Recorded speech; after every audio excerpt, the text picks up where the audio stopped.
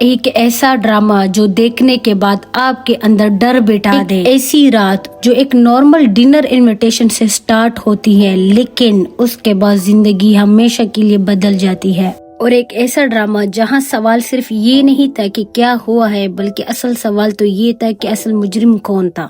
آج کی ویڈیو میں ہم بات کریں گے پاکستان کے ایک powerful crime thriller drama case number 9 کی۔ گائز، یہ ایک ریپ کیس نہیں ہے بلکہ ایک ایسی کہانی ہے جہاں پاورفل انفلوئنس، ڈر اور سچ کے درمیان ایک لمبی جنگ چلتی ہے۔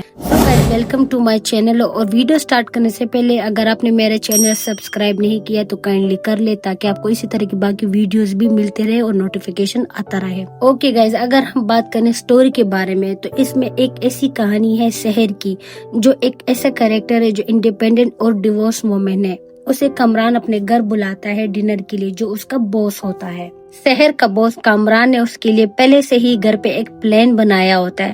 سحر کو لگتا ہے کہ یہ ایک سمپل سوشل ڈنر ہے، لیکن اسے یہ نہیں پتا ہوتا کہ وہ ایک ایسی سچویشن میں جا رہی ہے جو اس کی زندگی کو پوری طرح سے بدل دے گی۔ مطلب کہ وہاں پہ کامران نے اس کے ایک پلان بنایا ہوتا ہے اور گھر پہ کوئی بھی نہیں ہوتا، ڈنر کا بہانہ کر کے سحر کو بلایا جاتا ہے۔ ہو جاتی ہے کہ اس کے ساتھ کچھ برا ہونے والا ہے، وہ جاننے کی کوشش کرتی ہے، اینڈ پھر وہاں سے اس کا باس اس کے ساتھ جو ہے ریپ کرنے کی کوشش کرتا ہے اور وہ اس میں کامیاب بھی ہو جاتا ہے، اور یہاں سے اسٹوری کی شروعات ہو جاتی ہے۔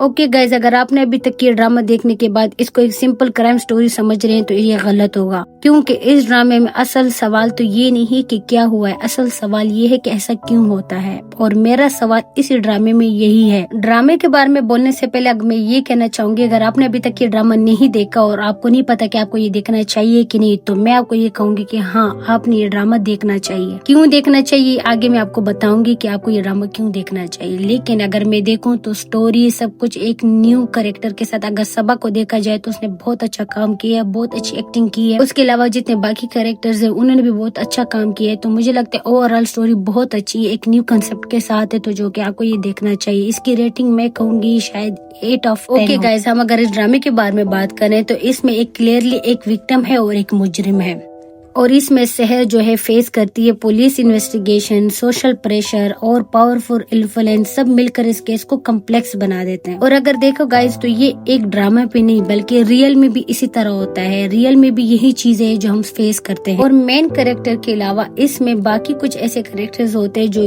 کہ مجرم کے ساتھ ہوتے ہیں، اور کچھ جو ہے وہ سحر کا ساتھ دے رہے ہوتے ہیں، لیکن کسی طریقے سے سحر جو ہے وہ ان سب چیزوں کو پیچھے چھوڑ دیتی ہے اور وہ کیس جیت جاتی ہے اور مجرم کو سزا دے دیتی ہے۔ اور ایز اے ویور اس طرح کے ڈرامہ دیکھنے کے بعد آپ لوگ، اور بہت سے ایسے ریئل چیزیں دیکھنے کے بعد آپ لوگ یہ سوچتے ہیں کہ کرائم کا ذمہ دار صرف ایک انسان ہوتا ہے، لیکن ریالٹی یہ نہیں ہے۔ آج میں اگر آپ کو ایک اور چیز سمجھاؤں گا تو پھر آپ اس بات کو سمجھیں گے۔ میں آپ کو یہ کہوں گی کہ ریالٹی یہ ہے کہ ایک انسان نہیں ہوتا بلکہ ذمہ دار ایک سسٹم ہوتا ہے، ایک ویک سسٹم۔ اور گائز، ریالٹی یہی ہے کہ ایک کرائم تب ہوتا ہے جب ہمارا سسٹم ویک ہو، جب فیئر آف پنشمنٹ کم ہو۔ اس کیس میں یہی سوال اٹھتا ہے، چاہے وہ ایک ڈرامے میں ہو چاہے وہ ریئل لائف میں ہو، کہ صرف ایک پرسن رسپانسیبل ہوتا ہے اس چیز کے لیے، یا پوری انوائرمنٹ، سوسائٹی نے سچویشن کو پاسبل بنایا ہوتا ہے۔ اینڈ گائز، دوسری بات، پولیس کا اس ڈرامے میں کافی اچھا رول ہے، اور ریئل میں بھی یہی چیزیں ہوتی ہے اور ڈرامے بھی وہی چیزیں دکھائی ہے کہ انویسٹیگیشن کیسے ہوتی ہے، یہ چیز وہ چیز، پورا ڈرامہ اسی پہ بنا ہے اور ریئل میں ایسا ہی ہوتا ہے۔ لیکن مجھے یہ ڈرامہ اس لیے اچھا لگا، اور یہی وہ وجہ ہے کہ میں آپ کو بھی کہوں گی کہ یہ ڈرامہ آپ کو دیکھنا چاہیے، کیونکہ اس ہر ڈرامے میں ہر اینگل میں دو چیزیں دکھائی ہیں، بری اور اچھی۔ جیسے کہ اب پولیس کو ہی دیکھ لو، پولیس کا ایک اینگل دکھایا ہے جو کہ وکٹم کے ساتھ ہے، جو اس کا ساتھ دے رہا ہے، جو اس کو جیت دلوا دیتا ہے۔ دوسری طرف وہی پولیس، کچھ ان میں سے ایسے لوگ ہوتے ہیں جو کرمنل ہے اس کا ساتھ دے رہے ہوتے ہیں، کیونکہ وہ پاورفل ہوتا ہے، اس کے پاس پیسہ ہوتا ہے، اس کا نام ہوتا ہے۔ تو دونوں طرح سے ہمیں دکھایا گیا ہے کہ کس طرح سے سوسائٹی یا کس طرح سے ہمارا یہ سسٹم ورک کرتا ہے۔ اور گائز، اس ڈرامے میں مجھے ایک اور پوائنٹ یہ اچھا لگا کہ کس طرح ایک وکٹم کو کیا کرنا چاہیے جب اس کے ساتھ یہ ہوتا ہے۔ جیسے کہ ہمیں پہلے ایپیسوڈ میں دکھایا گیا ہے کہ کیسے جو ہے وکٹم جب یہ ہوتا ہے اس کے ساتھ، تو اس کو شاور نہیں لینا چاہیے بلکہ سب سے پہلے میڈیکل ٹیسٹ کرانا چاہیے۔ تو اس طرح کی انفارمیٹو، اور اس طرح اور بھی کافی پوائنٹس، کافی جگہوں پہ جو ہے نا ایپیسوڈ میں ہمیں انفارمیٹو چیزیں بتائی گئی ہے ڈرامے کے تھرو۔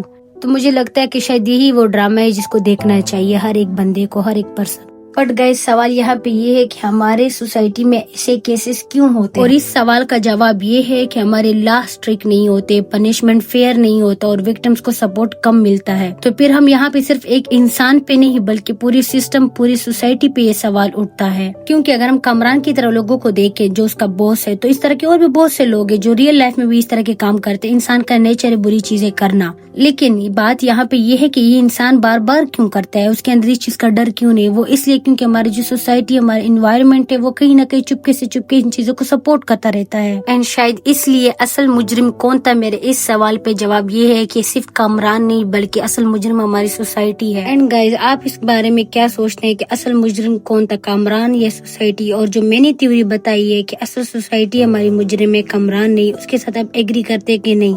कमेंट में अपनी ओपिनियन मुझे जरूर शेयर करें और बताएं। अगर आपको ऐसी डीप क्राइम वीडियोस पसंद आती है पाकिस्तानी ड्रामास के बारे में, तो मेरे चैनल को जरूर सब्सक्राइब करें।